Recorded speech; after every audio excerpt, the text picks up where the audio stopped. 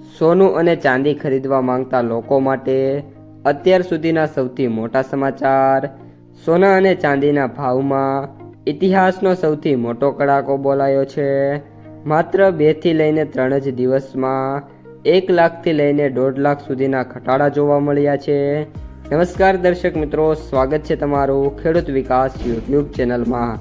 આ વિડીયોમાં આપણે જાણીશું આજે સોના અને ચાંદીના તાજા ભાવો, ખાસ કરીને ગુજરાતના લોકલ માર્કેટમાં અને MCX માર્કેટની સંપૂર્ણ માહિતી આ વિડીયોમાં મેળવીશું।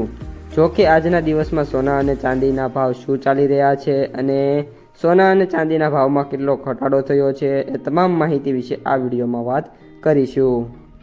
આજના સોનાના ભાવની વાત કરીએ તો IBJની વેબસાઇટ ઉપર 22 કેરેટ સોનાના ભાવ 14,513 રૂપિયા પ્રતિ 1 ગ્રામના, 24 કેરેટ સોનાના ભાવ 14,870 પ્રતિ 1 ગ્રામના અને 22 કેરેટ સોનામાં લોકલ માર્કેટમાં વાત કરીએ તો 14,824 રૂપિયા પ્રતિ 1 ગ્રામે જોવા મળી રહ્યા છે।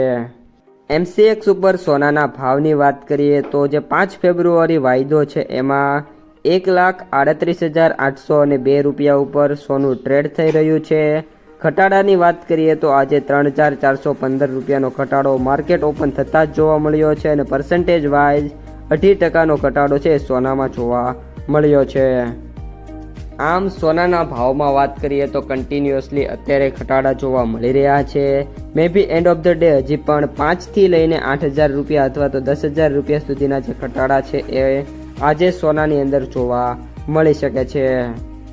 આજના ચાંદીના ભાવની વાત કરીએ તો 1 કિલો ચાંદીનો ભાવ 3,20,000 રૂપિયા IBJની જે વેબસાઇટ છે એના ઉપર જોવા મળ્યો છે।